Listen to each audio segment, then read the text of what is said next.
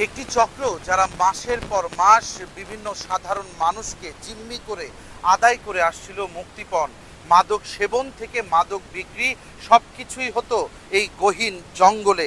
আসলে শহরের মাঝে এই রকম একটি শুনশান এলাকা যে থাকতে পারে তা আজ কিন্তু বগুড়া জেলা গোয়েন্দা পুলিশের এই অভিযান না হলে আমরা নিজেরাও জানতে পারতাম না। ঘড়ির কাঁটায় কিন্তু বাজে এখন সোয়া 11টা। এই অভিযানটি শুরু হয়েছে রাত 10টা থেকে।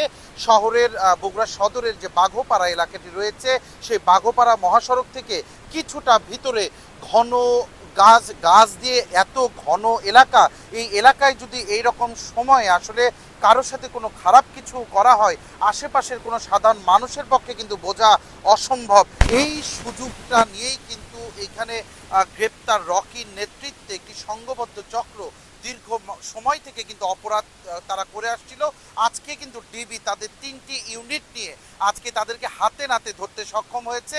গ্রেপ্তার হয়েছে এই চক্রের যিনি মূল হোতা রকি, তার সহযোগী রাকিব এবং আরও একজন রয়েছে যিনি 18 বছরের নিচে যার বয়স। আসলে এই চক্রের সাথে যারা আরও রয়েছে তাদেরকেও কিন্তু গ্রেপ্তারের জন্য জেলা গোয়েন্দা পুলিশ এখনও তাদের অভিযান চলমান রেখেছে।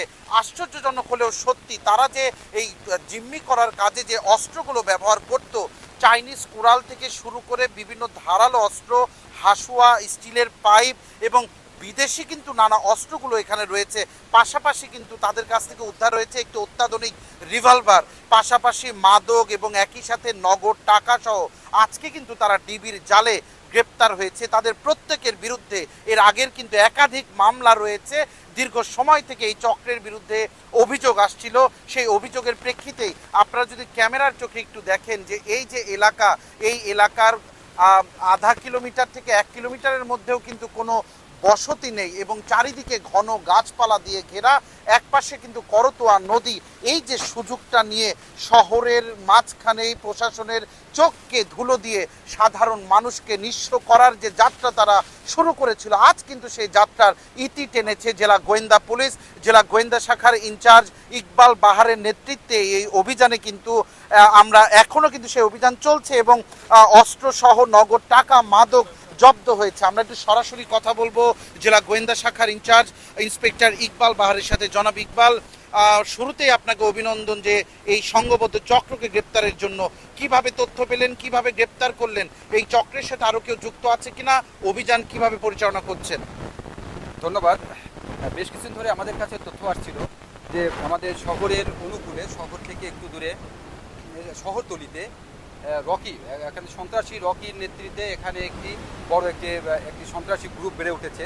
আমাদের কাছে তথ্য আসছিল তারা পার্শ্ববর্তী এখানে 1 কিলোমিটার দূরে আমাদের মহাসড়কে তারা বিভিন্ন চুরি, ছিনতাই সহ বিভিন্ন অপহরণ হচ্ছিল, যেগুলির নেতৃত্ব হচ্ছিল।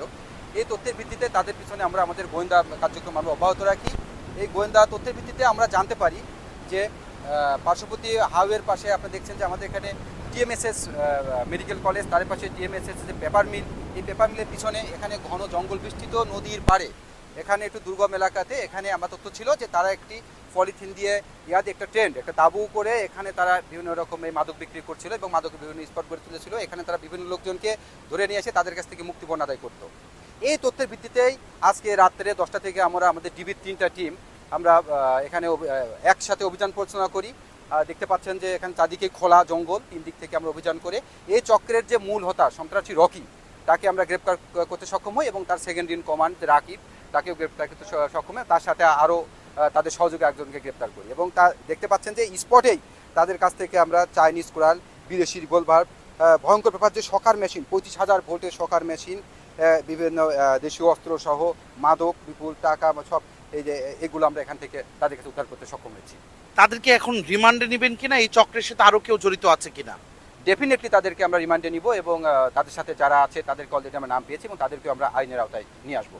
জনাব ইকবাল, আপনাকে ধন্যবাদ। আসলে লোকচক্ষুর আড়ালে এই ধরনের অপরাধীদের কারণেই সাধারণ মানুষ আজ অনিরাপদ। মহাসড়কে ছিনতাই থেকে শুরু করে যে ডাকাতির ঘটনা ঘটে, আপনার আমার ছোট ছোট ভাই বোনকে যারা অপহরণ করে পরিবারের কাছে মুক্তিপণ দাবি করে, সেই মানুষগুলোকে যে নির্যাতন করা হয়, সেই নির্যাতনের যে সরঞ্জামগুলো আজকে আমরা দেখলাম, 35,000 ভোল্টের শকার মেশিন, চাইনিজ কুড়াল, বিদেশি রিভলভার, এই সকল অস্ত্র দেখে কিন্তু একজন গণমাধ্যম কর্মী হিসেবে আমার নিজেরও ভয় করছে যে আসলে তাহলে যারা নির্যাতনের শিকার হয় তাদের সাথে কি আচরণ করে এই পাষণ্ড চক্র।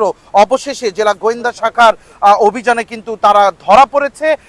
সাধারণ জনগণের যেটি প্রত্যাশা, এই চক্রের সাথে যারা জড়িত রয়েছে, এই চক্রকে যারা শেল্টার দিচ্ছে তাদেরকেও নিয়ে আসা হবে আইনের আওতায়। বগুড়া সদরের বাঘোপাড়া এলাকা থেকে জেলা গোয়েন্দা শাখার অভিযান নিয়ে আজকে আমার কাছে এটি ছিল সর্বশেষ। যুক্ত ছিলাম বগুড়া থেকে সঞ্জু রায়।